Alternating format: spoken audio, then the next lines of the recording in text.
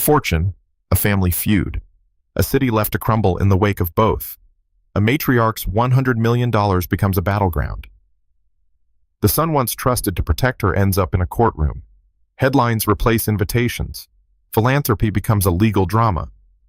How did a name built on fur and Manhattan lots become synonymous with both gilded charity and urban decay? Stay with me. We'll trace deeds, ledgers, and the quiet corridors where decisions changed whole neighborhoods. Listen close now. John Jacob Astor arrived in America with little more than ambition and a fur trapper's eye.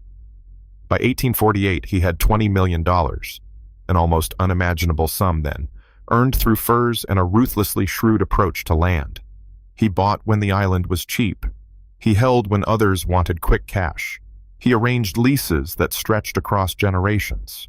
Land, for him, was not just an investment. It was a machine for making money that could outlast a lifetime. Think of Manhattan in the mid-1800s. Wooden tenements hummed. Broadway was a promise. Astor's strategy was simple and stark. Acquire blocks, parcel them into rents and long-term leases, and let compound returns do the rest.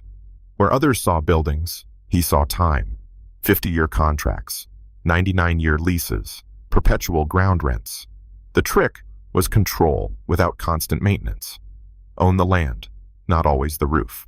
That system created enormous, concentrated wealth. It also planted a seed that would, over decades, sprout into something the original founders hardly intended: an empire of absentee ownership. When owners are distant and ownership is layered through trusts and long leases, the incentives change. Short-term managers collect immediate profits. Long-term upkeep is deferred. Buildings sag. Staircases rot. Paint peels. Tenants adapt in ingenuity and hardship.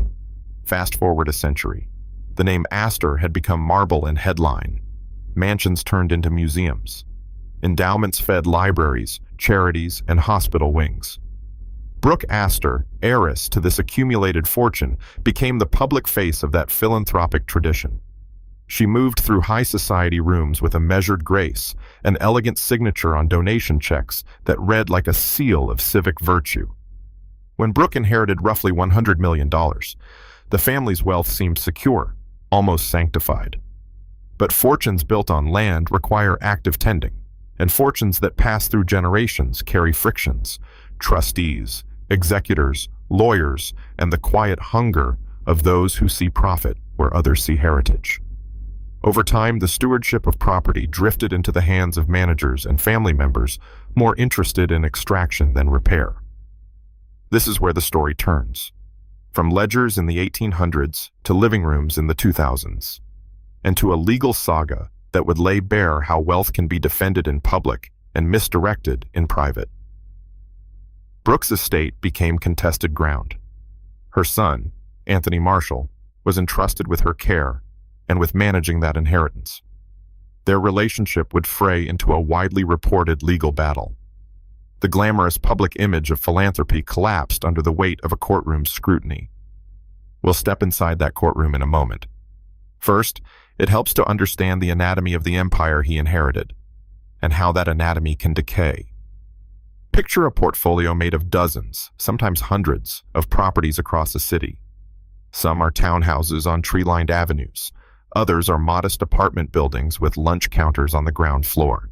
In the 19th century, the business model worked because land values rose, labor was cheap, and urban demand surged. But in the 20th century, the city's needs changed.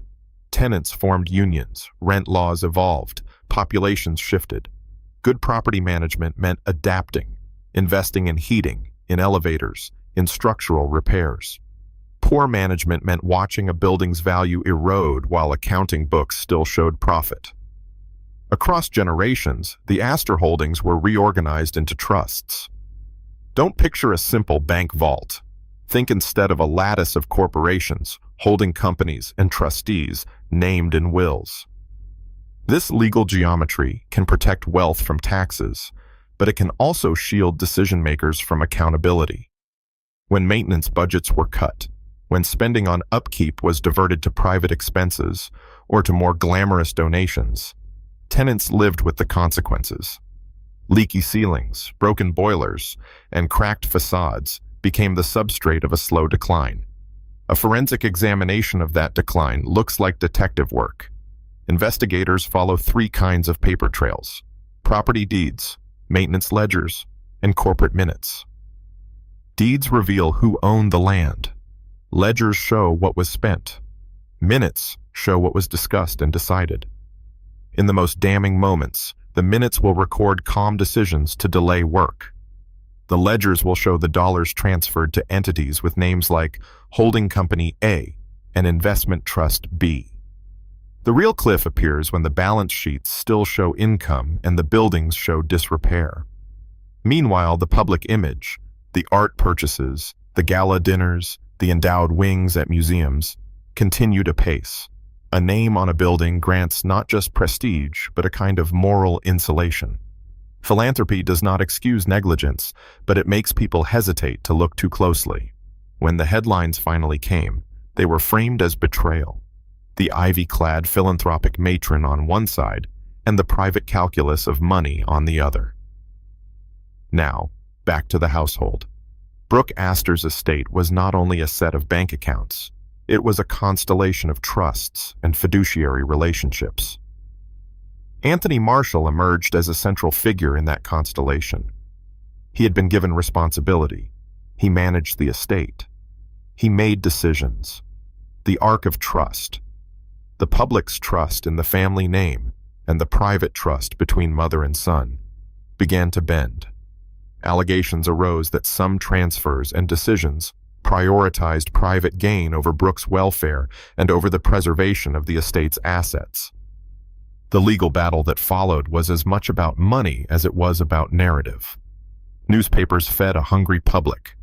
There were images of ornate apartments emptied of their artistic trappings, of charity letters rewritten, of legal filings that read like confessions of complicated intent. The courtroom became a place where the forensic economics of a dynasty were laid bare. How money moves through family networks, how law shields some choices, and how policy and human frailty can together create ruinous outcomes for people who live and work in the spaces those fortunes own. What happened next echoes beyond one family. When a major property owner decides to squeeze profits, someone else pays the cost. Tenants shoulder higher risks. Neighborhoods can hollow out. Small businesses lose customers swept up in deterioration. The social fabric frays. This is the urban decay legacy, a chain of custody that begins with a strategy to maximize returns and ends, decades later, in the destabilization of communities. Let me give you one quiet scene. A building on a midtown side street, whose facade is an echo of better times. The landlord, a holding company with an address and an accountant's suite, files reports showing steady revenue. But in the basement, the boiler room floods during a winter thaw. Tenants call repeatedly. Work orders pile up. The maintenance staff is minimal. The heat goes out. The landlord issues notices that sound routine. Then lease renewals arrive. Tenants leave. Market rate units replace a mix of long-term renters. The block changes. The families that once anchored the corner are pushed outward. Renovation follows neglect, but renovation here is speculative. Strip out affordability, bring in higher rent, reshape the neighborhood toward a more profitable demographic. The underlying land has won again, but the city has lost. Brooke's story interacts with this template in a uniquely dramatic way because of the public persona involved. Her charity checkbooks financed institutions that sheltered and taught. Her name opened doors. That very reputation made the later revelations jarring. The moral dissonance became part of the scandal. A public servant of culture accused of private neglect. Midway through this story, a gentle request. If you're finding this thread intriguing, consider subscribing or following for more. There's more to unspool. Legal documents, tenant memories, and the small human details that reveal the full picture. Thank you. Back to the narrative. The courtroom episodes forced a technical unpacking of estate law. Fiduciary duty is a legal term with muscle. It requires that trustees act in the best interest of the beneficiary. when a beneficiary is incapacitated or elderly and trust assets are substantial. The trustee's power is enormous.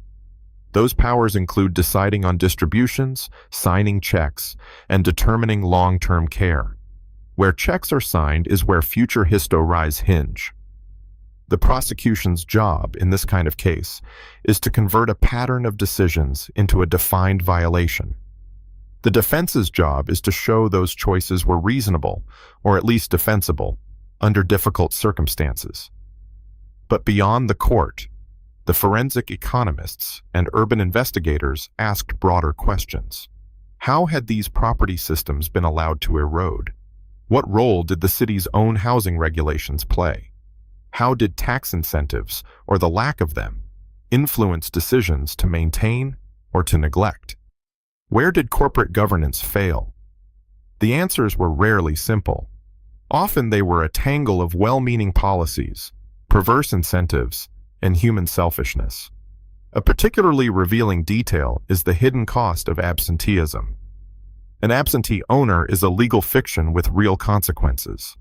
When ownership sits in a legal entity run by a distant manager, the chain of responsibility breaks. Tenants do not have a person to ask for a repair. City code inspectors file violations that take months to resolve. And the cash flow, rent streams, continues to look healthy on paper, even as the physical asset decays. This accounting mismatch is precisely the sort of thing a forensic analyst pursues. Cash in, capital deterioration out. Over time, the asset becomes less about structure and more about a legal claim on land value. At the personal level, the human cost can be mundane and devastating. A family loses heat during a snowstorm. A child grows up in an apartment with mold. An elderly tenant falls down poorly lit stairs. These are quiet, repetitive harms that rarely make front-page news, but they accumulate. And when a high-profile family like the Astors is implicated, the micro and the macro click into place, revealing how the health of a city can depend on the ethics of a few.